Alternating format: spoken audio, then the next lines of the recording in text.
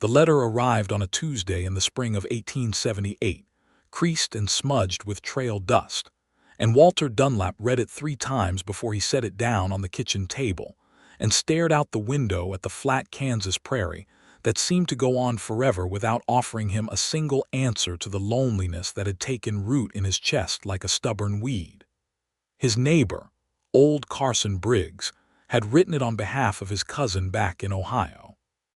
Carson had come over 2 evenings prior with a bottle of rye and a proposition, settling into the one good chair in Walter's front room, and explaining the situation with the careful patience of a man who understood that pride sometimes needed to be handled gently before it would allow itself to be set aside. The woman's name was Abigail Carver. She was 26 years old and had been keeping house for her widowed father and 2 younger brothers since she was 14. Her mother had died of fever, and Abigail had stepped into the role without complaint and without fanfare, learning to stretch a modest income across 4 mouths, learning to read whether the way farmers read their fields, learning to set a broken bone and stitch a wound and coax a reluctant garden into producing something worth eating. Carson had recounted all of this while Walter listened, turning his glass slowly in his hands. "My cousin says she is plain and capable," Carson had said, watching Walter's face carefully. Those were his exact words, plain and capable. Walter had been quiet for a long moment. Then he had looked up from his glass with something in his eyes that Carson would later describe to his wife as a man recognizing the name of a place he had been trying to find for years. "Plain and capable," Walter repeated. That is how he described her. "Those are the 2 things I have been looking for," Walter said simply, and he meant it with every fiber of the practical, weathered, quietly hopeful heart that beat inside his broad chest. He was 31. He had come to Hays County, Kansas, 4 years earlier with a small inheritance, a strong back, and the stubborn conviction that a man could build something real if he was willing to endure enough seasons of uncertainty.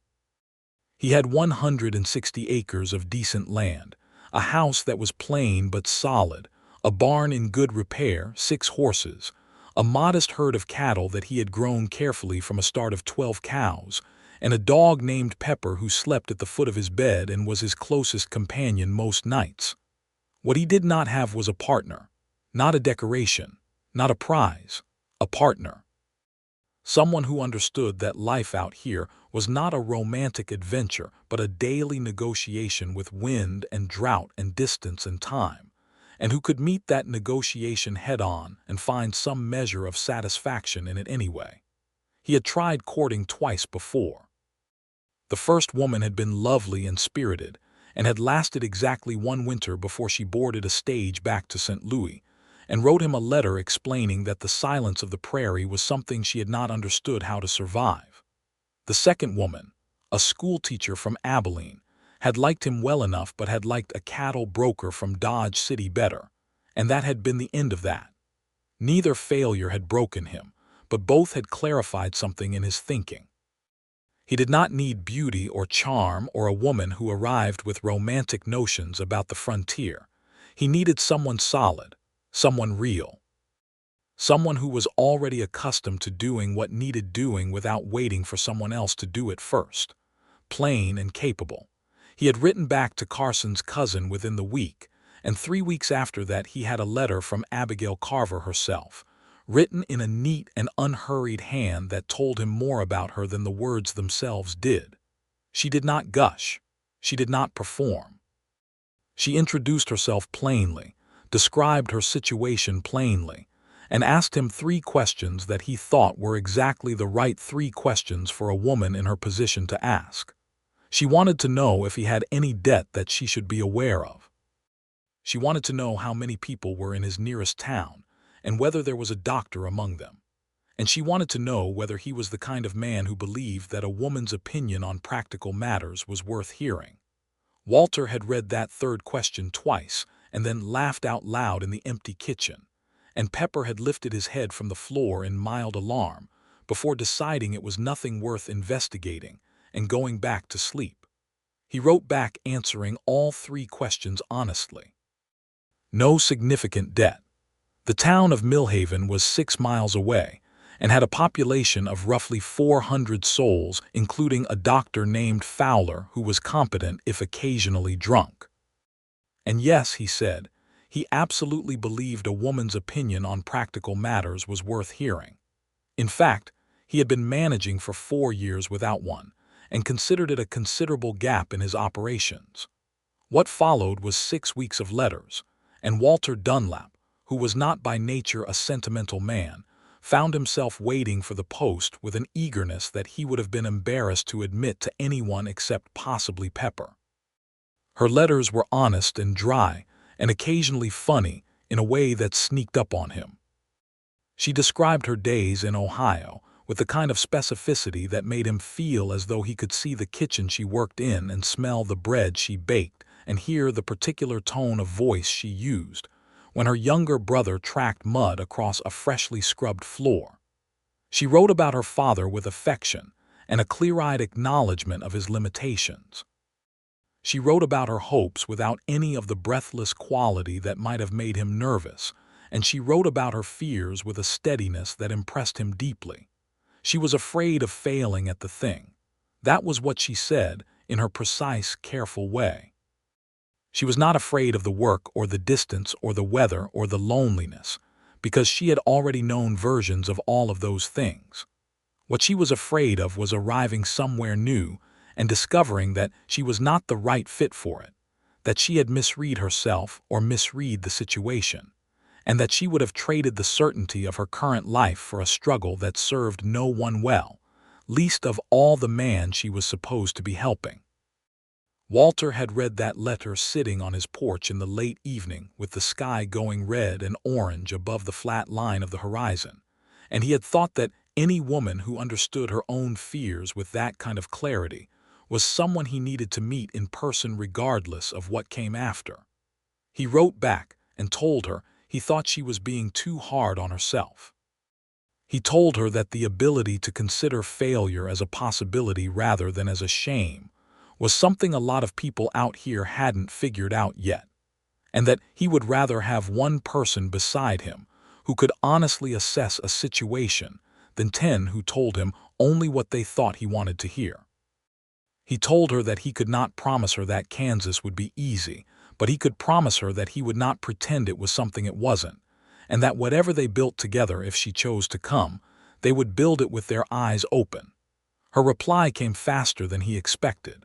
It was brief, only half a page, but the words at the end of it stayed with him long after he had folded the letter and placed it with the others in the small wooden box he kept on his dresser. She said, "I believe you. I am coming."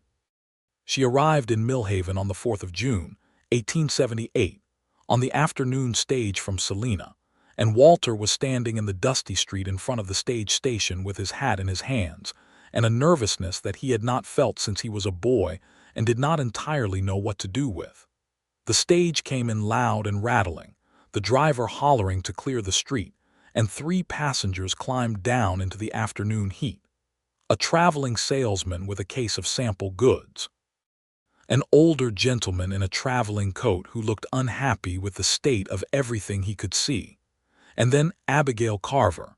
She was not what anyone would call a remarkable sight. She was of medium height, with brown hair pulled back sensibly beneath a plain bonnet, and a face that was exactly what the word plain implied, neither striking nor unattractive but honest and clear-featured and marked by the particular kind of settled calm that belongs to people who have spent years doing rather than imagining. She wore a practical gray traveling dress and carried a carpetbag in one hand, and a small wooden trunk had been loaded down from the luggage rack by the driver. She stepped down into the street, looked around her with alert dark eyes, and found Walter with a directness that suggested she had already formed a clear image of him from his letters and was now simply confirming it against the original. He stepped forward. "Miss Carver." "Mr. Dunlap," she said, and held out her hand to shake, not to be held, which he noted and appreciated immediately. "Good journey?" he asked, shaking it. "Long," she said, "but good enough. Is that your wagon?" He turned to look at the wagon he had tied up outside the general store next door, slightly startled by the practicality of the opening. "Yes," he said. Then let us get the trunk loaded before the heat gets worse, she said, and reached for one handle of it herself, and they loaded it together, and that was how the thing began. The drive out to the farm was 6 miles of flat road with the wind moving through the long grass on either side and the sky enormous above them, and they talked the whole way in the easy manner of two people who had already said the formal things in writing and were now free to speak plainly. She asked about the cattle. He told her about the current count and the challenges he had been having with water access on the south end of the property. She asked intelligent follow-up questions that showed she had been listening and thinking. He told her about Millhaven, about the people there, about the doctor and the general store and the small church that served a congregation of about 60 families scattered across a considerable radius of the surrounding land. She told him about the journey from Ohio, about the train to Kansas City, and then the stage west, about the flat shock of the landscape after the greener hills of home. "Does it bother you?" he asked. The flatness. She considered it for a moment with a seriousness that he was already coming to recognize as characteristic. "It is very large," she said finally. "I do not know yet whether that will bother me or whether I will simply grow into the size of it. I expect the latter if I am given enough time." "You can have as much time as you need," he said. She looked at him sideways. "That is a generous thing to say." "I mean it as a practical thing," he said. "A person who has not had time to settle into a place is not yet performing at their best, and I would rather wait for your best than rush something and get a diminished version of either of us." She was quiet for a moment, then she said, "You are different from what I expected." "Different how?" "More thoughtful," she said. "I expected capable and direct. I did not expect thoughtful." "Are those compatible?" he asked. "In my experience, rarely," she said. "But then my experience has been somewhat limited, which is part of why I am here." They reached the farm as the sun was getting low, painting the sky in shades of amber and violet, and Abigail stepped down from the wagon and looked at the house and the barn and the land spreading out around it, and she was quiet for a long time. He let her be quiet, understanding that she was taking stock, making her first full assessment of the thing she had agreed to step into. "It is good land," she said finally. "It is," he agreed. "The house will need some work," she said, but she said it without judgment in the tone of someone adding an item to a list. "I know it," he said. "I have not had much time for the inside of it. The outside has demanded most of my attention." "That is understandable," she said and turned to look at him. "I can manage the inside. That is part of what I am here for." "Abigail," he said, and the use of her first name seemed to surprise both of them slightly. "You are not here to be my housekeeper. I want to say that plainly so there is no misunderstanding between us from the start." She tilted her head. "Then what am I here to be?" He thought about it carefully, which was his way, taking the time to get the words right. "A partner," he said, "in the fullest sense of it. What I have here is a farm and a life, and it is a decent one, but it is incomplete in a way that I have not been able to solve by myself. I need someone beside me who thinks and works and decides and builds alongside me, not behind me and not in front of me. Beside me." She regarded him for a long moment with those steady dark eyes, and something shifted in her expression that was not quite a smile but was in the neighborhood of one, something warm and genuine that crossed her face like a brief light. "I can do that," she said. She was given the spare bedroom, which Walter had cleaned and furnished as well as he could manage, and the arrangement was to be understood as the kind that had a clear intention, but required time and mutual knowledge before it moved further. This was Kansas in 1878, and there was a practical and moral order to these things, but it was also a frontier, and the frontier had a way of stripping away ceremony and getting to the substance of things faster than more settled places. Within the first week, Abigail had reorganized the kitchen in a way that made Walter genuinely more efficient in his cooking, which he had been doing himself for 4 years and had become only marginally better at. She fixed a loose hinge on the front door that had been squeaking for 2 winters. She took one look at Walter's record-keeping for the cattle sales and told him in her frank way that he had been significantly under-recording his expenses, and that if he continued this way, he was going to misread his own margins. She sat down with him that evening at the kitchen table and they went through the ledger together. And by the end of it, Walter had a clearer picture of his financial situation than he had had in years, and a respect for her mind that went deeper than the respect he had already formed from her letters. What he had not expected, because he had not let himself expect it, and because it had not been part of the original calculation, was the warmth of her.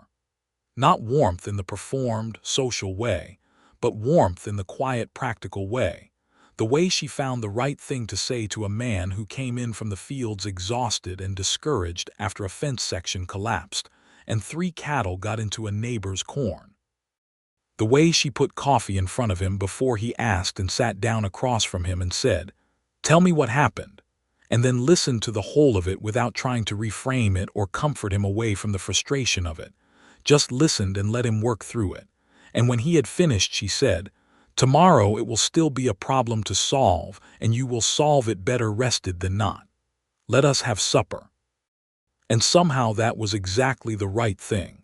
And he ate his supper and slept well and fixed the fence the next morning in half the time he would have managed if he had gone out angry and tired. He was falling in love with her, though he did not say this to himself in those exact words for some weeks, because he was a man who was careful about naming things before he was sure of them. But the symptoms were all present. He thought about her while he was working, not in a distracted way, but in the way a man thinks about the best part of his day, the part he is looking forward to returning to. He noticed small things about her with an attention he did not normally bring to his surroundings. The particular way she tucked a loose strand of hair behind her ear when she was concentrating, the sound of her voice when she was talking to Pepper, who had adopted her with a loyalty that Walter found both amusing and unexpectedly moving. He looked for reasons to be in the same room with her, reasons that the practical requirements of the day often provided him with naturally, but which he began supplementing with less strictly necessary occasions, asking her opinion on things he already had opinions about, bringing her out to the south field to show her where the water issue was, walking the fence line with her on a Sunday afternoon when the work was done, and there was nothing particular to be done, but the two of them together in the long grass and the sky. She was not unaware of this. Abigail Carver was a plain woman in the physical sense of the word, but she was far from a simple one, and she had been reading people carefully her whole life, because reading people accurately had been necessary for the management of her household and the well-being of those in her care. She noticed Walter's attention. She felt the quality of it, the seriousness and the respect that underlined it, and she noticed, with a private honesty that she allowed herself only in the quiet of her own room at night, that she was not indifferent to it. She had not come here expecting love. She had come expecting a fair arrangement and a good man and a life that was hard but meaningful. She had not let herself want love because wanting it had seemed like the kind of wishful thinking that led a practical woman off course, and Abigail had spent her life staying on course.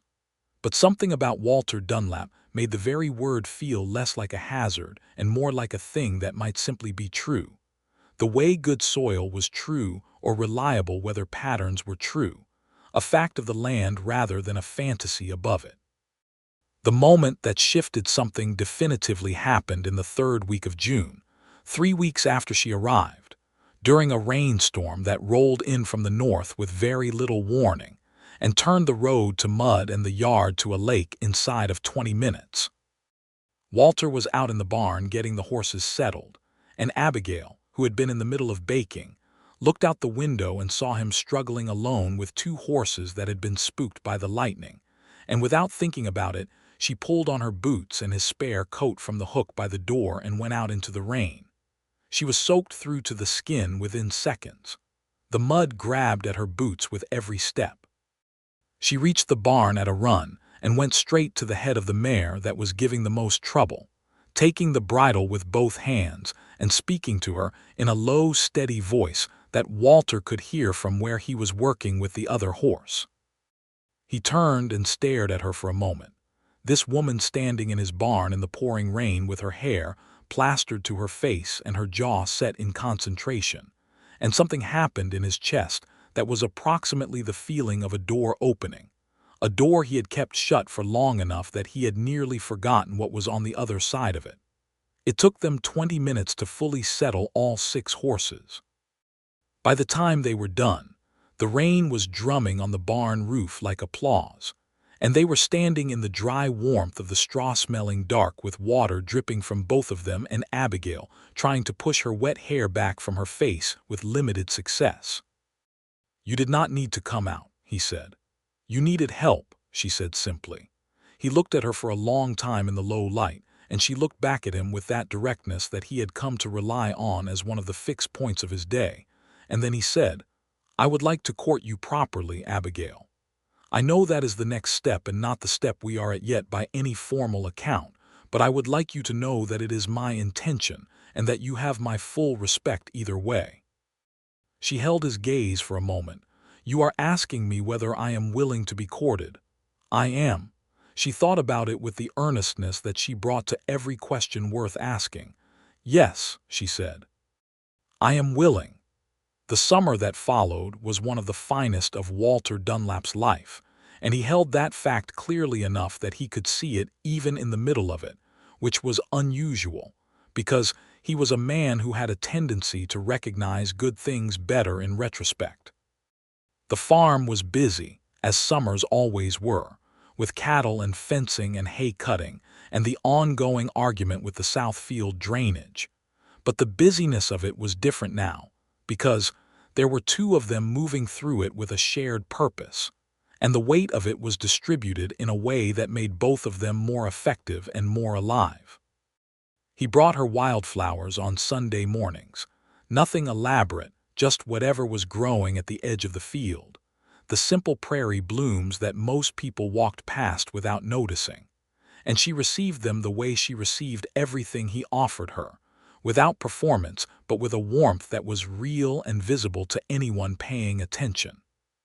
She began to smile at him more, and her smile, which had been a careful and measured thing when she arrived, opened up over the weeks into something generous and unguarded that struck him every time as one of the great gifts of his current situation. They talked every evening after supper, sitting on the porch in the cooling dark with the stars coming out above the flat horizon. They talked about everything, about the farm and the future of it, about their childhoods, about the books she had read and the few he had managed during the long winters. They disagreed about things in a way that was lively and good-natured, and that made both of them better at the thing they were thinking about. She challenged his assumptions about the cattle operation and was right more often than was comfortable. He told her things about the land and the weather patterns of western Kansas that she took in and added to her store of practical knowledge with the focused attention of someone studying something she intended to master. He told her about his brother Thomas, who had gone west to California 6 years earlier and written only twice since. About his parents, both gone now, his father to a winter illness and his mother 2 years later to what the doctor had simply called decline, which Walter understood as grief. She told him about her mother, who had died of typhoid when Abigail was 14, and her voice when she spoke of it was steady but her hands stilled in her lap, and he reached across and put his hand over hers without speaking, and she let him, and that small permission said more than an hour of words would have. Millhaven was a town that observed things about its residents and discussed those observations with some thoroughness, and Walter and Abigail's situation was a subject of considerable interest to its inhabitants. The general store was run by a man named Hoskins who had a wife who was the town's primary social intelligence agency, and she had formed an opinion of Abigail within the first week that was partly curious and partly surprised, because she had expected the mail-order arrangement to produce a certain type of woman, and Abigail was not that type at all. "She is very direct," Mrs. Hoskins told her neighbor, and meant it as a compliment, although it came out sounding slightly uncertain. What the town observed over the summer was that Walter Dunlap, who had always been regarded as a decent, hard-working, somewhat solitary man, was visibly, undeniably becoming happier. He stopped into town on Saturdays with Abigail, and the combination of them at the counter of the general store was so natural and easy that Mrs. Hoskins eventually stopped being surprised by it and simply accepted it as one of the pleasant facts of the current season. The trouble, when it came from a direction Walter had not been watching closely enough, which was always the way of trouble. There was a man named Dillard Crew who had been eyeing the Dunlap property for 2 years. He ran a larger cattle operation about 20 miles to the west and had been expanding in a way that was aggressive enough to have made him a number of enemies and a small number of grudging allies. He had approached Walter twice about buying the south portion of the land, and both times Walter had declined, politely the first time and more firmly the second. The south portion was where the water access was, disputed though it currently was, and Walter was not inclined to sell the part of the farm that had the most potential simply because someone else had seen the potential in it. Crew did not respond well to being told no. He was not a violent man in the obvious way, but he was the kind of man who found other means to make life difficult for people who inconvenienced him. And in late July, Walter became aware that someone had been cutting the wire on his south fence in a section that abutted Crew's grazing territory. Cattle had gotten through twice, and while retrieving them, Walter had found boot prints and the marks of wire cutters that were clearer than they should have been, clear enough that, when he brought the information to the county sheriff, a straightforward man named Aldrich who had been in the position for 6 years, Aldrich heard it with a serious expression and said he would look into it. Abigail had been the one to suggest taking it to the sheriff.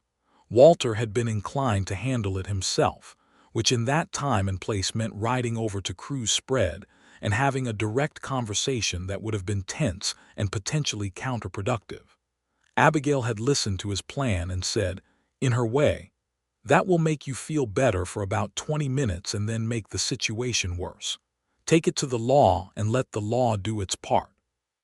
She was right, and he knew she was right even as she said it, and the fact that she said it gently rather than with the triumph of being right was one more piece of evidence that she was the kind of person he wanted making decisions beside him for the rest of his life. The fence cutting stopped after Aldrich rode over to Crew's operation and had a conversation the details of which he did not share, but the effects of which were immediate and apparently thorough. The south field stayed intact for the remainder of the summer, and Walter gradually turned his attention back from that problem to the more pleasant problems of the season. The water situation on the south field resolved itself in August in a way that felt like a gift. A wet August brought the creek level up enough that a natural flow extended to the southeastern corner of the property, and Abigail, who had been studying the land's drainage patterns with the same focused attention she brought to everything, pointed out to Walter that with a modest amount of digging, they could create a channel that would maintain that water access through the drier months. They spent a week doing it together with the help of a neighboring farmer named Pete Garland, who owed Walter a favor, and arrived with 2 of his hired men. The work was hard and satisfying, and at the end of it Abigail stood at the edge of the new channel with mud on her boots and her sleeves rolled up, and a smile on her face that Walter, watching her from 20 feet away, thought was one of the best things he had seen in a long time. On the last Sunday of August, with the evening cooling and the crickets starting their noise in the grass, he asked her to marry him. He had thought about how to do it and had rejected several approaches that seemed either too grand or too mechanical for what they actually were to each other. And in the end, he simply stopped in the middle of the porch conversation they were having about whether it was worth planting a second kitchen garden on the east side of the house, and he said, "Abigail, I want to marry you. I want you to be my wife in every formal and real sense of the word, and I want it to be official and permanent. I am asking because it is what I want, and because I believe it is the right next step for both of us, and I will wait as long as you need me to wait, but I wanted you to have the question." She had gone quiet in that particular way she had when she was thinking about something seriously, not hesitating but processing, giving the thing the honest consideration it deserved. Then she turned to look at him, and her expression was open and warm and entirely unguarded in a way he had not seen before, a way that told him the careful woman who had arrived in June with her precise letters and her sensible gray dress had found something here that she had not dared to expect. "Yes," she said. "Walter, yes." They were married on a Saturday in September by the Reverend McAllister, who served the small congregation scattered across that stretch of prairie, and who performed the ceremony in the church with about 30 of Millhaven's residents attending, because word had gotten around and people had genuine goodwill toward Walter Dunlap, and had developed a respect for Abigail that was somewhat surprised in its origins but thoroughly real by now. Mrs. Hoskins cried, which surprised her own husband considerably. Pete Garland brought a bottle of good whiskey that he had been saving for a special occasion. Even the doctor, Fowler, who was on one of his better days, attended and declared them a well-matched pair in a tone that suggested he had weighed the assessment carefully. Abigail wore a dress that she had made herself from blue cotton she had purchased from the general store, and it was not an elaborate dress, but it was beautifully made, the stitching precise and clean, and she wore it with the particular uprightness of a woman who was comfortable in her own body and not trying to be other than what she was. Walter stood beside her in his good jacket with his hair combed, and his heart full in a way that he could not have described and did not try to. And when the Reverend asked the relevant questions, he answered them without any hesitation at all. After the ceremony there was a small gathering at the Hoskins store, the back room cleared, and tables set up with food that the women of the town had contributed with an enthusiasm that was both generous and competitive. And someone brought out a fiddle and played for 2 hours while people danced on the wooden floor, and the evening went warm and golden and easy. Walter danced badly but willingly, and Abigail danced with a quiet pleasure that told him she had not had many evenings like this in her life, and was receiving the gift of this one with full appreciation. They drove home under the stars, and the farm was dark and quiet when they arrived, and Pepper met them at the door with the enthusiasm of a dog who had been waiting a considerable time and had opinions about this absence. And they went inside together as husband and wife with the Kansas night enormous and still around them, and that was the beginning of the real thing. The first autumn of their marriage was a season of discovery, not dramatic revelation but the steady daily kind, the kind that built itself out of small accumulated truths. Walter discovered that Abigail woke before dawn every morning without fail, and that the first thing she did was stand on the porch for 10 minutes in the dark, just standing and listening to the night give way to morning, and that she would accept company in this habit but did not require it, and that the offer of coffee was always the right answer regardless of whether she wanted to talk. She discovered that Walter had a temper that was slow to ignite, but that when it did ignite, he needed 20 minutes and physical activity to bring it back down, and that the best thing she could do in those circumstances was not manage him, but simply leave him the space and the 20 minutes, after which he would find her and apologize for the display regardless of whether it had been directed at her. These discoveries were not disappointments, but rather the additional dimensions of a person, the full human specifics that come after the initial general impressions, and both of them received them with the same accepting intelligence they brought to everything else. The cattle herd did well in the fall roundup. Walter had expanded to 93 head by October, and the prices in Dodge City were good enough that the season's sale put them in a position that Abigail described, with characteristic restraint, as comfortable. She had been keeping the books with a precision that Walter found both impressive and occasionally humbling, and the combined effect of her efficiency and his hard work was a financial situation that was genuinely improving rather than merely surviving. In November, Abigail told Walter she was pregnant. She told him on a weekday morning at the kitchen table. In the direct way she told him most things, her hands around her coffee cup and her eyes on his face. He sat across from her for a moment and then reached across the table and took her hands, cup and all, and held them in both of his. And he did not speak for a long enough time that she started to worry. And then he looked up at her with an expression on his face that she had not seen before, something so raw and open and grateful that it made her breath catch. "Are you well?" he said. "Are you feeling well?" "I am," she said. "A little tired in the mornings, but well." "We should get Dr. Fowler out here," he said immediately. "We should," she agreed. "Although let me be the one to decide when that is necessary. I know my own body, Walter." "Of course," he said. "Yes, of course you do." "But thank you," she said softly and squeezed his hands. He went out to the barn shortly after because he needed to, and she could hear him out there talking to the horses in a voice she could not make out. And she sat in the kitchen with her coffee and the winter light coming through the window, and thought that she had come here expecting something fair, and had found something considerably more than that. And she was quietly, steadily, entirely grateful. Dr. Fowler came out in December on one of his unambiguously clear-headed days, and pronounced Abigail in good health, and the pregnancy proceeding as it should.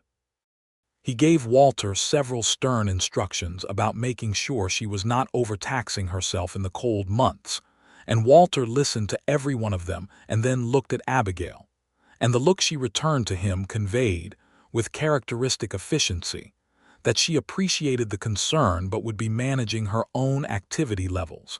"Thank you." The winter was hard, as Kansas winters in 1878 and 1879 were, with cold that drove deep and snow that drifted against the barn doors, and made the morning water run a two-man job that Abigail insisted on sharing despite Walter's protective instincts. They compromised, as they had learned to compromise on most things, in a way that respected her capability without ignoring the physical realities of the season.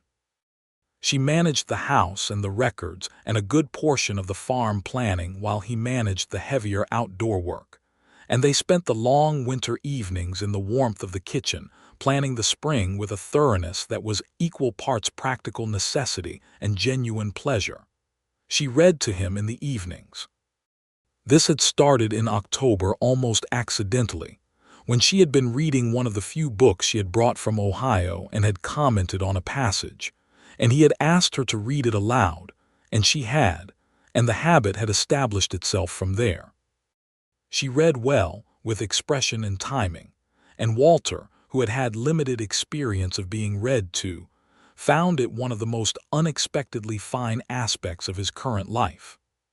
He listened while he worked on mending tack or sharpening tools, his hands busy and his attention fully given to her voice in the lamplit kitchen, while the wind worked at the walls outside, and Pepper lay between them with his chin on the floor and his eyes moving between them with a dog's contentment at belonging to people who were where they were supposed to be.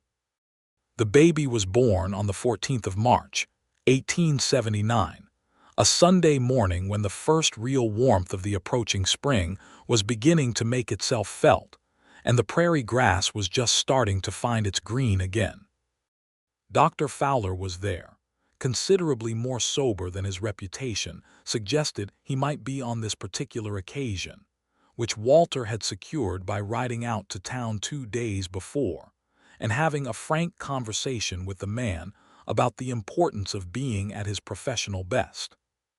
The birth was not easy because births seldom were, but Abigail was strong and stubborn, and she worked through the hours of it with the same focused determination she brought to everything difficult, and Walter stayed close to the door for most of it and tried not to allow his fear to make him useless. The baby was a boy. He was healthy and loud about his opinions from the first moment, and Walter, who had been allowed in when it was over, stood in the bedroom doorway for a long moment looking at Abigail in the bed with their son in her arms, and the feeling that moved through him was so large that it required no name. He crossed the room and sat on the edge of the bed, and she turned the baby slightly so Walter could see his face, red and scrunched and entirely sovereign. "He needs a name," she said. Her voice was tired but entirely composed, which he thought was one of the most impressive things he had ever witnessed. "What would you like to name him?" Walter asked. She looked at the baby for a moment. "James," she said. "After my father's older brother. He was the best man I knew in my childhood."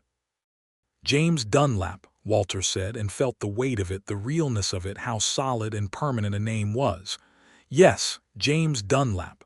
She looked up at him. "Are you all right?" She asked because she was always the one to ask that, always the one watching the people around her with that careful attention.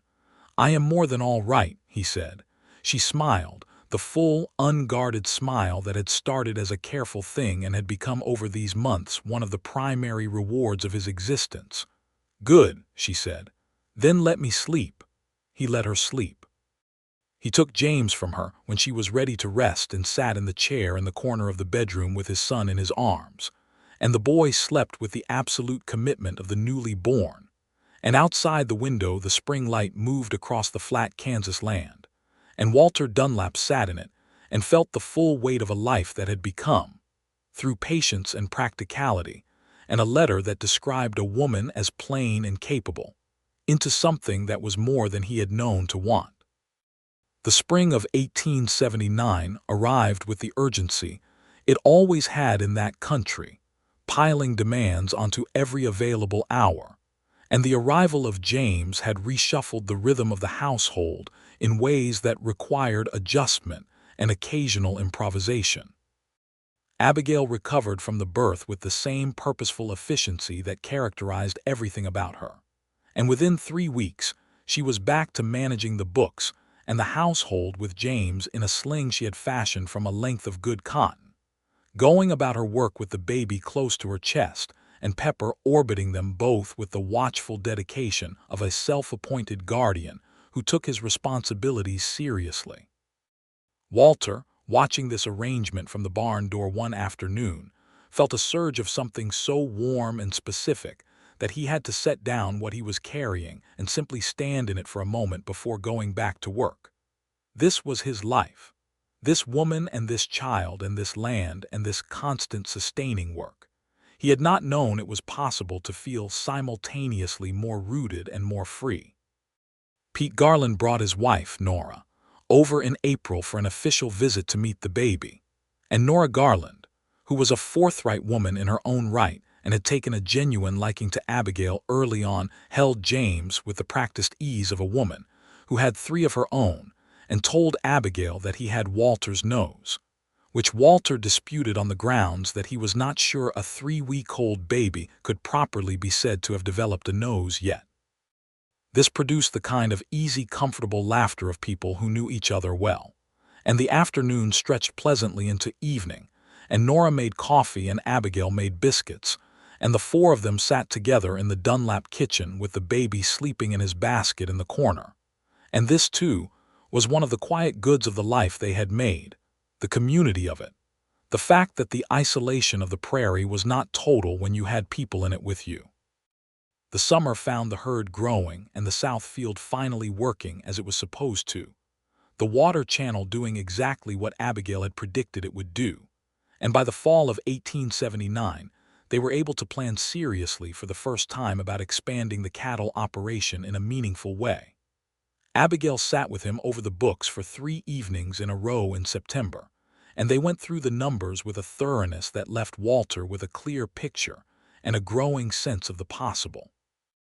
They could afford to buy another 20 head in the spring and have reasonable room to manage the risk. They could afford to hire a hand for the summer months, which would free Walter from some of the more time-consuming single-person tasks and allow him to focus on the parts of the operation that genuinely required his specific knowledge. They could afford, she said quietly on the 3rd evening, setting the pen down and looking at him, to begin thinking about the house. "The house," he said. "It needs another room," she said. "James will need his own space eventually." And she said, with a small, careful pause that told him there was more. "We may need to think about more space than just one additional room." He looked at her. She looked back at him with that direct, clear gaze, and the particular quality of the pause registered. "Abigail," he said. "I believe so," she said. "It is early yet, but I believe so." He came around the table and she stood up, and he held her for a long time in the kitchen, with the lamp burning low and the night sounds of the prairie coming through the window. And she let herself be held in the way she let herself receive most of his tenderness, with a fullness of presence that told him she was not merely tolerating comfort but genuinely receiving it.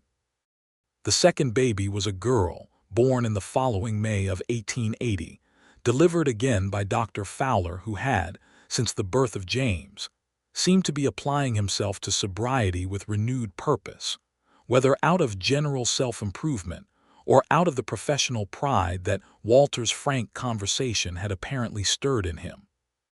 The girl was smaller than James had been and quieter, with Abigail's dark eyes and Walter's broad forehead, and she looked at the world from her first hours with an expression of focused assessment that her mother found deeply satisfying. "She looks as though she is making decisions," Walter said. "Good," said Abigail. "She will need to." They named her Clara, after no one in particular, and because, when Walter said it in the morning light, it sounded exactly right for the small person who held his finger with a grip that was already considerably stronger than her size suggested it should be. With 2 children and a growing operation, the rhythms of the Dunlap farm in 1880 had the quality of something well built and running well, not without friction and not without difficulty, because the land did not allow either, but with a fundamental soundness that both of them could feel. Walter hired a hand named Tobias Webb, a young man of 20 from a family in the next county who needed work, and turned out to be reliable, good-natured, and possessed of an easy way with horses that made him immediately valuable. He lived in a small room in the barn that Walter had fixed up properly and ate supper with the family twice a week, and he was so thoroughly decent that Abigail liked him without reservation, and James, by then 14 months old and increasingly opinionated about everything, regarded Tobias with a fascination that made the evenings considerably more entertaining. There were still difficulties. The Dillard crew situation had never fully resolved itself in the way that problems involving ambitious men and contested land ever fully resolved themselves. The fence cutting had stopped, but Crew had been buying up land to the west with an aggressiveness that changed the geography of neighboring properties in ways that affected everyone. In the fall of 1880, he ran a new cattle drive through a corridor that passed within half a mile of the Dunlap South field, and the resulting dust and noise and general disruption cost Walter a week of settled grazing and one fencing repair after a section of spooked cattle pushed against it too hard. Walter went to Aldrich, the sheriff, again. Aldrich was a good man, but a limited one in the specific sense that his authority had clear edges, and Crew had enough money and political connection to make those edges very clear when it suited him. There was not much to be done legally about a cattle drive on open land, and Aldrich said so frankly and with regret. Abigail, who had listened to Walter's account of the conversation that evening with her characteristic stillness, said, "Then we need to think about this differently." "How differently?" He said, "Crew wants the Southland because of the water," she said. "He wants the water because his current grazing territory to the west does not have adequate water for the herd he is planning to run. If he had water, he would not need our land." "That is correct," Walter said, following her thinking but not yet seeing where it was going. "There is a creek on the Banning property," she said. "The Banning place has been empty for 2 years. Old Banning went back to Missouri and has been trying to sell ever since. The asking price is high, but it has been sitting because there are no ready buyers in this market." "You think Crew would buy the Banning property?" Walter said. "I think that if someone made sure Crew knew about the creek on the Banning property in the right way," she said, "Crew would buy the Banning property and lose all interest in ours." Walter looked at his wife across the table and felt, not for the first time, the particular pleasure of being married to someone who was smarter than the problem. He rode out to see Dillard Crew the following week, not to argue or confront, but to have a neighborly conversation of the kind that the frontier expected between adjacent property owners, regardless of their personal feelings about each other. He mentioned the Banning place in passing, as a man mentions something he has heard and is sharing without particular investment. He mentioned the creek specifically.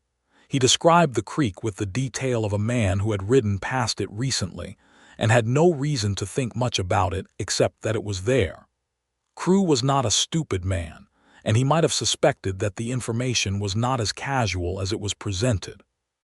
But the information was accurate, which Walter had verified by riding out to the Banning property himself before the visit, and the creek was genuinely adequate for the purpose Crew would need it for, and in the end a man who wants something real will pursue it even if he suspects the tip was strategic. Crew bought the Banning property in January of 1881 at a price that made old Banning reportedly delighted from Missouri. The South Field was never troubled again.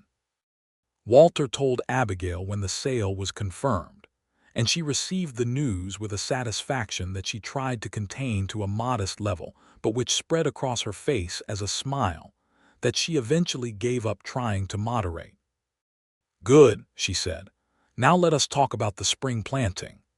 James learned to walk with the full commitment of a person who had been waiting for this capability for some time, and now intended to use it extensively and immediately.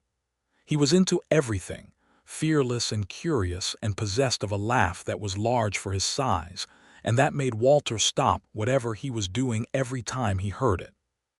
Clara watched her brother's explorations from whatever perch she had been placed on with an expression of scientific interest, as though she was cataloging the data for future reference. The household was loud and warm and endlessly in motion, and both Walter and Abigail, though they were tired in the deep cellular way of parents of young children, were tired in the way that is the companion of fullness rather than of emptiness. The spring of 1881 brought something unexpected. A letter arrived from California, from Walter's brother Thomas, who had not written in 5 years, and whose silence had been a quiet weight in Walter's life that he had learned to carry without speaking about it much. Thomas wrote that he had been in the mining country near Sacramento, and had done well enough and was now considering whether to come back east. And he wrote, in the particular way of men who have been estranged by distance and silence for long enough that the reconnection requires careful negotiation, that he had heard from someone in Kansas who had passed through California that Walter had married and had children, and that he was glad to hear it. Walter read the letter twice and then brought it to Abigail that evening and handed it to her without comment. She read it and set it down and looked at him. "Are you glad he wrote?" she asked. "I am," he said, and he was, though it was complicated gladness, the kind that has old pain wound through it. "Then write him back," she said. "Tell him about James and Clara. Tell him what you have built here. Let him find his way back to you if that is what he is trying to do." He wrote back. Thomas responded. Correspondence re-established itself slowly and carefully between the two brothers like a fencing project done properly, post by post, and by the end of 1881 they were writing monthly with a regularity that told Walter the gap was genuinely closing. Thomas came to visit in the spring of 1882, arriving on the stage from Salina on a June afternoon exactly 4 years after Abigail had arrived on the same stage, which Walter noted to himself with a private sense of the rightness of things.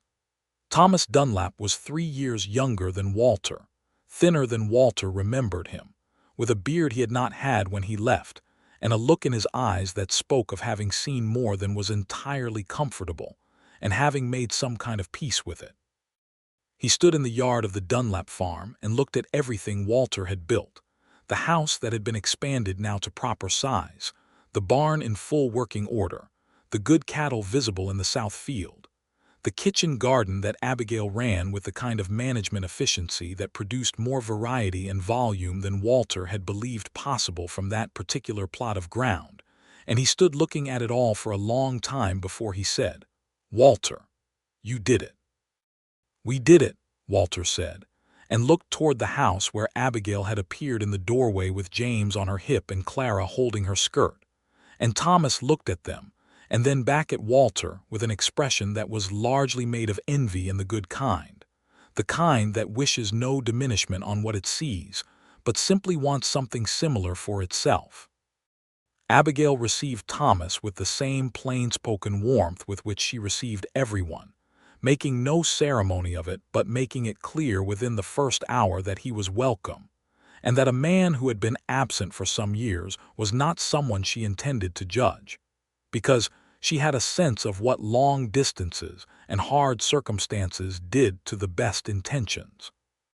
Thomas, who had perhaps expected more reserve from a woman who had essentially stepped in from nothing to occupy the center of his brother's life, was visibly moved by this, and by the time 2 days had passed, he had told Walter privately that he thought his wife was one of the most impressive people he had encountered in his considerable travels, which Walter received with the satisfaction of a man whose judgment has been confirmed by an independent source. Thomas stayed for 3 weeks and helped with the early summer work with a willingness and an ability that reminded Walter of the brother he had grown up beside, and when he left to go back to California, he shook Walter's hand for a long time and told him he would be back the following year. He was, in fact, back 9 months later, having decided that California had given him what it had to give and that home, which was wherever family was, had a better offer. He settled in Millhaven, where he took a job working at Hoskins' store and eventually saved enough to buy a small property of his own 2 miles east of Walter's land, and the 2 brothers became what they should probably always have been, people in each other's daily lives, good constants. The years that followed built on each other with the satisfying logic of things done right. The cattle operation grew steadily, not explosively, in the careful way Abigail's bookkeeping encouraged, always within their means and always with a clear-eyed assessment of the risk involved. Tobias Webb stayed on as a permanent hand, and eventually, in 1884, brought a wife of his own to the small house Walter had built for him on the north edge of the property. A solid, sensible woman named Ruth, who became Abigail's closest friend in the same natural way that 2 people of similar character find each other without needing to perform the finding. In 1883, Millhaven got a proper schoolhouse, which had been in discussion for 3 years, and which became real largely because of a campaign conducted by several of the women in the surrounding area with Abigail as one of its more effectively quiet and persistent participants. She had done her part not through grand gestures but through the consistent application of logic to every argument against the school, in conversations at the general store and after church services, and on the occasions when county officials passed through, and the school happened, and when it did, Walter told her he was proud of her in the direct, simple way he had learned was the right way to tell her things, and she received it the way she always received his sincerity, fully and without deflection. James started school in the fall of 1884, being 5 years old and already possessed of the kind of focused intelligence that had been visible in him from infancy. His teacher, a young woman named Miss Pierce who had come from back east with credentials and a genuine love of the work, told Abigail at the end of the first week that James was the most attentive child in the classroom, and Abigail said with a slight smile that she was not surprised. Clara, who was 4 and waiting her turn with a patience that belied her age and nature, was deeply interested in everything James brought home from school, and required him to tell her everything he had learned each day in full detail, which James submitted to with the tolerant air of an older sibling who has decided that this tax on his time is worth paying to avoid the alternative. Walter watched these exchanges from the doorway sometimes, unobserved, and felt the deep, warm solidity of what had grown here, in this house, on this land, with this woman. The fall of 1884 was one of the best they had had. The cattle prices were strong. The herd was healthy. The Southfield had been fully productive for 2 consecutive years, and the house felt the right size for the life inside it. Walter had added a proper porch with a railing the summer before, and the two of them sat on it in the evenings as they always had, talking in the easy way of two people who have years of honest conversation behind them and expect years more ahead. On one such evening in October, with the harvest done and the first real cold beginning to enter the air, Abigail said, "Do you know what I think about sometimes?" "What?" he said. "The letter," she said. He looked at her. "Which letter?" "The first one. Carson Briggs's cousin's letter, the one that described me." He was quiet for a moment. "What do you think about it?" "I think about the words he used," she said. "Plain and capable. He meant them as simple fact, I think. Practical descriptors for a practical arrangement." She was quiet for a moment. "When you heard those words, what did you think?"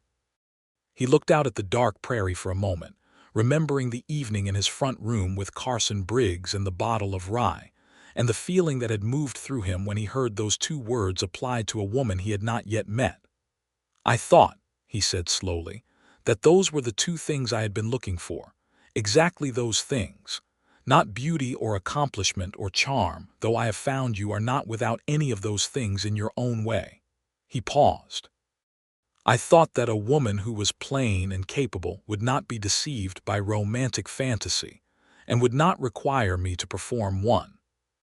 I thought that a woman who was plain and capable would know the difference between the real value of a thing and the imagined value. I thought that she would be honest, and she would be strong, and she would be a genuine partner rather than a pretty idea of one."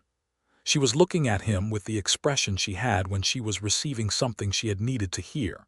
"And," she said, "and I was right about all of it," he said, "and I was wrong about one thing." "What thing?" "I thought those 2 qualities were the entirety of what I was looking for," he said. "I did not account for everything else. I did not account for you." She reached across and took his hand in the dark, and they sat together in the October quiet, with the stars starting to appear above the prairie and the lights of the house warm behind them, and the sound of their children inside, James's voice and Clara's, going through the before-bed negotiation that happened every night with slight variations in the specific points of contention, and Pepper, old now and gray at the muzzle, lying at their feet with the absolute rightness of a dog who has always been in the center of where things were good. "Walter," she said, "yes, I was afraid, you know, when I came. I told you in the letters that I was afraid of failing at the thing. But it was more than that. I was afraid that being plain meant being insufficient. That being capable was what I had instead of being the kind of woman a man could really love." She paused. "I did not believe when I stepped off that stage that this was something that would happen." "This," he said. "This," she said, and her hand tightened on his with the quiet force of a woman who means what she says and has always meant what she says. "All of it, what you feel when you look at me." "What I feel when I look at you. I did not believe I was the sort of person this happened to." "Then I am very glad," he said, "that you were wrong." She laughed, which was one of the sounds he loved best in the world, low and genuine and not performed for anyone, just hers, just real. "So am I," she said. "The years moved on in the way good years do, each one fuller than the last in the specific sense of more memories and more knowledge and more of the particular depth that comes from having weathered things together and come through them side by side." The cattle operation reached 130 head by 1886, and Walter hired a second hand to work alongside Tobias, a quiet, experienced man named Samuel Holt, who had worked ranches across Texas and Kansas for 15 years, and who knew cattle the way Walter knew his own land. The farm was producing well, and the financial situation that Abigail had been carefully tending for years had become, by any honest measure, genuinely prosperous in the modest and earned way that was the only kind of prosperity either of them was interested in. James grew into a boy of such focused and energetic intelligence that his teacher, Miss Pierce, who had herself put down roots in Millhaven and married the town's new postmaster in 1885, wrote in his report for the school year of 1886 that he was the finest student she had taught, and that she expected great things of him in a tone that was not flattery but simple assessment. He was curious about everything, asking the kind of questions that required real answers, and both his parents answered them with the honesty they had always applied to everything, even when the questions were about things like why the Crewe cattle drive had disrupted their south field, which required an answer that included some truthful commentary about how people and ambition worked in the world. Clara had started school in 1885 and had arrived on the first day with the air of someone who had been waiting for this for years and intended to make full use of it. She was a reader in the way Abigail was a reader, deeply and with full attention, and the house had accumulated a small but serious library by 1886 that consisted of everything Abigail could order from the catalog, in addition to what Walter brought back from Selina on his quarterly supply trips. The children read in the evenings after supper, a habit that had started when Abigail read to Walter and had simply extended itself naturally to include the next generation. And there was a particular quality of evenings in the Dunlap household in the mid-1880s that visitors remarked on, a kind of warmth and intelligence in the air, a feeling that this was a house where things mattered and people were paying attention. In the late autumn of 1886, Abigail told Walter she was pregnant for the third time. He was 39 now and she was 34, and neither of them was young by the standards of the era.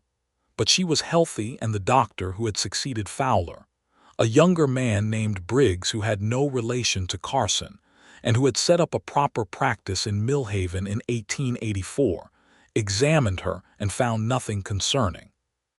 The third child arrived in the following May, a boy again, born on a warm spring morning with the sound of the meadowlarks outside the window, and they named him George, for no particular reason except that when Abigail said it the day after his birth, looking at him in the clear light of the morning, the name had a solidity that fit him. James, 8 years old by now and deeply interested in everything, accepted the arrival of his new brother with the gravity of someone who understood that this development had significant long-term implications for the household dynamic and was prepared to monitor it carefully. Clara, 6, was immediately and wholeheartedly devoted to George in the manner of a small person who has found something worth protecting, and Pepper, ancient and slow now, came into the bedroom on the second day and lay down beside the cradle and stayed there most of the afternoon, as though he too understood the significance of the occasion. Walter stood in the doorway that evening watching Abigail nurse the baby in the low gold light, James reading on the floor, Clara drawing at the small desk they had put in the corner for her, the house full of the particular living warmth of a family in its fullness. And he thought about the man he had been in 1877, alone on this property with his cattle and his dog, and his careful practical dream of something better. And the letter that had arrived in 1878 with its plain and capable words, and how those words had been, in the end, the exact opening of everything that mattered. He crossed the room and sat on the edge of the bed, and Abigail looked up at him with the eyes he knew as well as he knew the sky above this land. "What are you thinking about?" she said. "Everything," he said. She shifted George slightly so she could reach Walter's hand, and he gave it to her. They sat in the evening light of the May evening with the window open and the warm Kansas air moving through it, and outside the meadowlarks were still calling in the last of the light, and the land stretched out around the house in every direction, their land, the land they had worked and understood and shaped together. Pepper died that autumn, at what the old-timer vets in the county agreed must have been at least 14 years, which was a considerable age, and Walter buried him at the edge of the south field on a Sunday morning, with James and Clara standing beside him in the serious way of children who are meeting grief for the first time, and taking it seriously because the adults are. Abigail stood at Walter's shoulder and did not try to make it smaller than it was, which was her way. And when it was done, she put her arm through his, and they walked back to the house together.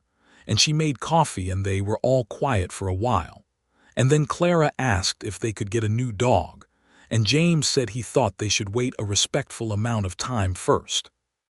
And the conversation that followed about what constituted a respectful amount of time had enough absurdity in it that by the end everyone was slightly better. They got a new dog in the spring.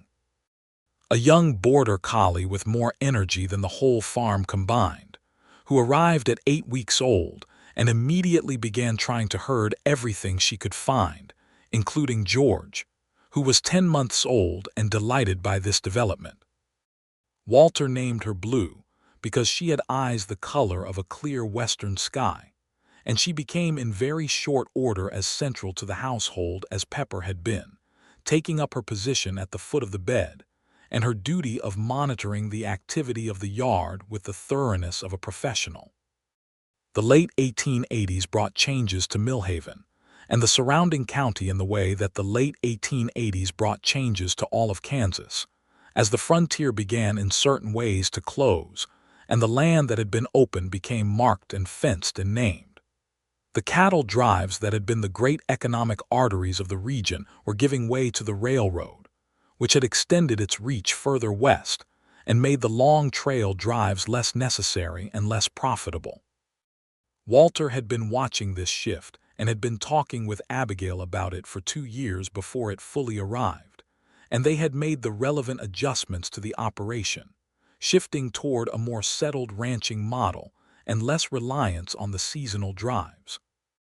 This required some changes and some new learning and some financial navigation that was not entirely comfortable, but they moved through it in the way they had moved through every difficulty, together and honestly, without pretending the challenge was not real, and without catastrophizing it beyond its actual proportions.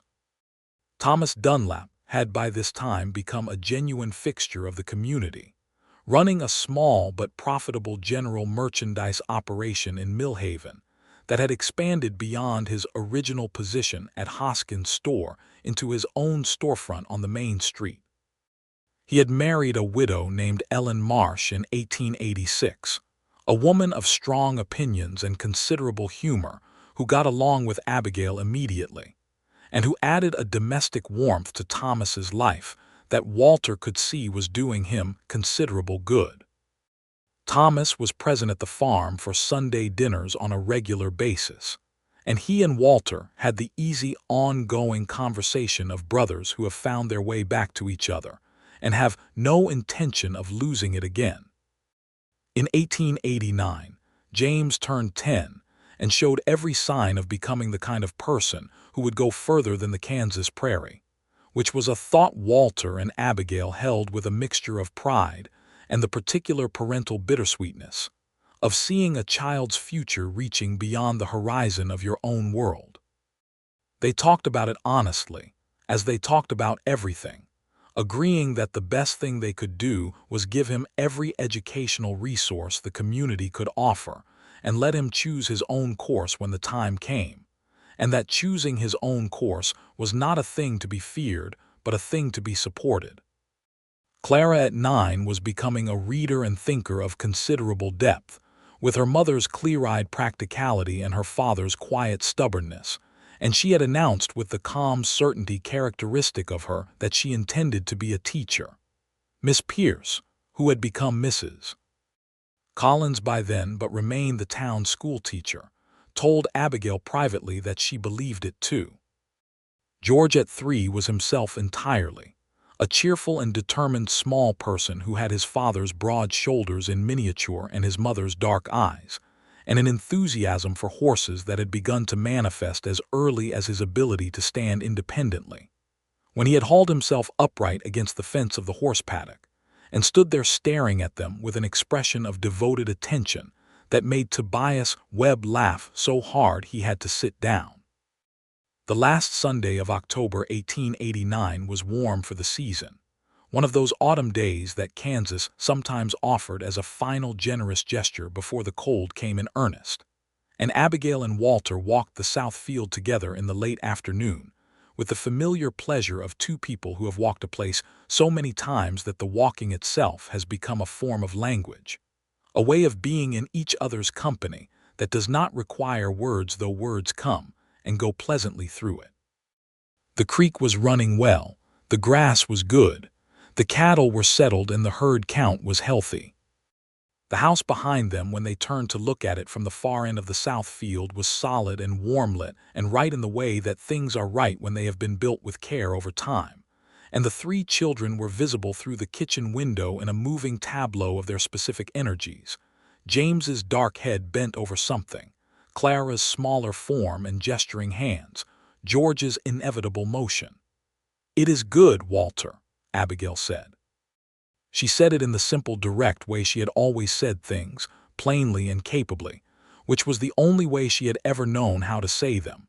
And he had come to understand that her plainness was not the absence of beauty, but a different kind of it, the kind that did not perform itself, that existed in the quality of presence rather than the quality of surface, in the honest force of a person who is entirely who they are without apology or adornment. "It is," he said. They stood together in the October light at the edge of their south field and looked at their life, and it was good.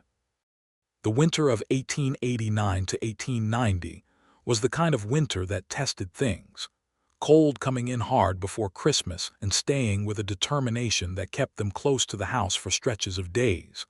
But the house held and the barn held, and the New Year's came in with a thaw that was early and generous. And by February, the first signs of spring were already making themselves known in the south-facing corners of the land where the sun hit longest. On a February morning in 1890, with the windows beginning to show the thin green of the earliest grass and George trying to teach Blue to sit with a patience remarkable in a 4-year-old, Walter came in from the morning rounds to find Abigail at the kitchen table with her coffee and a letter she had been reading. She looked up at him with an expression he had not seen before exactly, but recognized as belonging to the family of her serious, significant expressions. "It is from my brother," she said. "David, in Ohio." She had two brothers, David and Henry, who had stayed in Ohio with their father. Their father had died in 1885, which Abigail had received with the quiet grief of a person who has been preparing for a loss for some time but finds it present and heavy nonetheless. David and Henry had written occasionally since, brief practical letters that told her about the farm and the town and the general facts of lives that had continued in the place she had come from. "What does he say?" Walter asked, sitting across from her. "He says he wants to come west," she said. "He says the Ohio farm is failing, the land is not producing what it used to, and he is thinking of starting new somewhere with more room." She set the letter down. "He is asking whether there is opportunity in Kansas." Walter thought about it. "How old is David now?" 30, she said. "He is not married." "Is he a hard worker?" "He is the hardest worker I know next to you," she said, and the directness of this made him smile. "Tell him to come," Walter said simply. She looked at him. "It is not only my decision. It is ours," he said, "and I am saying tell him to come. There is land east of Thomas's that has been sitting empty since the Hendersons went back to Missouri. It is good land and the price will be fair, and if he is half what you describe, he will make something of it." She held his gaze for a moment with the look she had when she was receiving something that moved her more than she was immediately showing, and then she nodded and reached for her pen. David Carver arrived in Millhaven in the spring of 1890, a tall, quiet man with Abigail's dark eyes, and a solidity about him that was familiar in the way family likeness is familiar. Walter shook his hand in the yard of the Dunlap farm and saw immediately in the man's eyes the same clear, honest quality that had drawn him to Abigail's letters 12 years before, the look of someone who assessed things accurately and said what they found. "You have built something real here," David said, looking at the farm. "We have," Walter said. They got him settled on the Henderson property by June, and the work of establishing the new operation was something Walter helped with freely and with genuine pleasure, riding over on weekday mornings when Tobias and Samuel could manage the Dunlap operation without him. And in the evenings Abigail would ride over with him sometimes, and they would have supper at David's table in his simple house. The three of them talking about land and weather, and the particular work of this country with the ease of family, who understood the same things. James turned 11 in the spring of 1890, and was reading at a level that convinced Walter and Abigail that he needed more than Millhaven School could offer, and they began the serious conversation about the possibility of sending him to Salina for his secondary education when the time came, a boarding arrangement that would require financial planning, and a willingness to let go that both of them acknowledged would be harder in practice than in principle, but that both of them believed was right. James himself, when they presented it to him as a future possibility rather than a present fact, received it with the seriousness he received everything, and said he thought it was a good idea, and then asked a number of specific and thoughtful questions about the school and the curriculum that made his mother set down her sewing and look at him with an expression that combined pride and something very close to awe. Clara had decided by 1890 that she would be a teacher and would return to Millhaven to teach after her own education was complete, and this plan had about it the settled quality of Clara's decisions generally, which was that once she had made them, they were not really decisions anymore but simply facts about the future that had not happened yet. Walter found this quality deeply familiar and told Abigail so one evening, and Abigail looked at him with a raised eyebrow and said that she did not know what he was implying. George turned 5 in the spring of 1890 and was put to very limited and supervised farm work in the way farm children were, learning the small things first, the names of things, the rhythms of things, the ways of things, and he absorbed it all with the concentrated pleasure of a person in exactly the right place for them. He loved the horses with a specific and enduring love that was already beginning to look like vocation, and Tobias Webb, who had no children of his own yet, had taken a particular interest in George's horse education that produced results that made even Walter, who knew horses well himself, occasionally impressed. The spring of 1890 moved into summer, and the summer into fall with the particular beauty of Kansas autumns, the sky going enormous and blue above the yellowed grass, the air carrying that dry clean sharpness that was the smell of the country itself, and on a Sunday evening in late September, with supper done and the children settled, and the house quiet in the good way of evenings that had earned their quiet, Walter and Abigail sat on the porch together in the dark with the stars out in full and Blue asleep at their feet in the place Pepper had occupied before her, and they talked about what had been and what was coming. "Do you know what I have been thinking about?" Walter said. "Tell me," she said. 12 years ago," he said, "I was sitting in this house which was smaller and colder and considerably less well organized, reading a letter that described a woman I had never met. She was quiet, listening.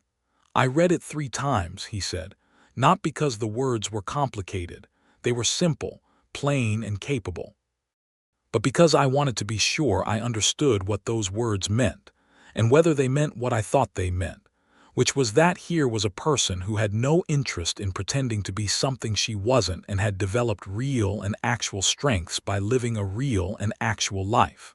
He paused. "I wanted a person like that more than I had known how to say until those 2 words showed me the shape of it." She was quiet for a long moment. "And did you find that?" she said. "I found you," he said, "which was more than that."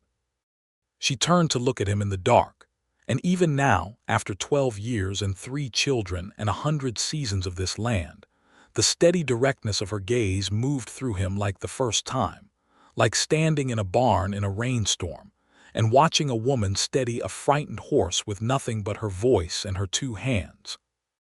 Plain and capable, she said, and there was something in the way she said it, not bitterness but a kind of examination of the phrase, turning it over. Those were always good things, he said firmly. I want you to know that, not instead of other things, not as consolation for other things, good things, the things I needed and the things that have made every other good thing possible. She held his gaze. Then she said quietly, you have made me believe that. Good, he said, because it is true. She leaned her head against his shoulder in the dark of the October evening, and he felt the familiar warm weight of her and the familiar quality of the silence between them, which was never empty but always full of the accumulated substance of the years. And blue stirred at their feet and settled again. And in the house behind them they could hear George's voice and then Clara's, some bedtime negotiation working itself out, and the stars were very clear above the prairie. They would live many more years on this land. James would go to Salina for his schooling in 1893 and would write home every week without fail, letters that bore an unmistakable quality of both his parents, the precision of his mother and the quieter warmth of his father, and he would eventually read law and settle in Topeka and have a family of his own and come home every Christmas to the farm that his parents had made from a letter and 2 plain words. Clara would teach in Millhaven School for 30 years and be the reason a generation of children in that county knew the difference between good thinking and lazy thinking. And she would marry a farmer from the next county in 1901 who had the sense to recognize what he had and the character to deserve it. George would work horses all his life, becoming one of the most respected horse trainers in western Kansas, and he would do it from a property adjacent to his parents' land, where he could ride over for Sunday dinner and spend all the time he wanted with the horses that had been his first love. David Carver would make the Henderson property into something good, and in 1892 he would marry Ruth Webb's younger sister who came out from Missouri to visit and stayed, because the country had that effect on certain people, the ones who recognized in its flat enormity something that answered an interior need they had not known they had. Thomas Dunlap and his wife Ellen would be central figures in Millhaven's life into the new century, their store the social hub of the town, and their Sunday table frequently full of the extended family that the frontier had assembled around them.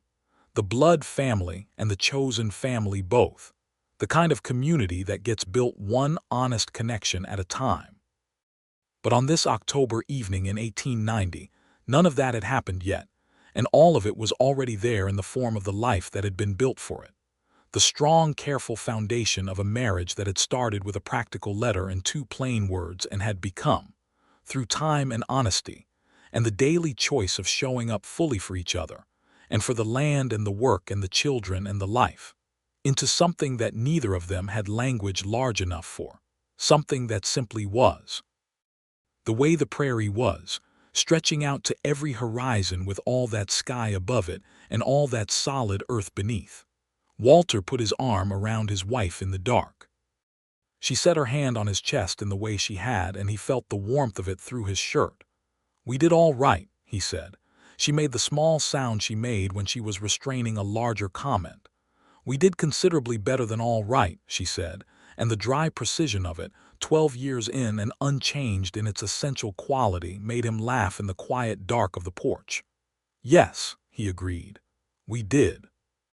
And the stars were out above the Kansas prairie, and the house was warm and full behind them, and the land was theirs, and the night was good.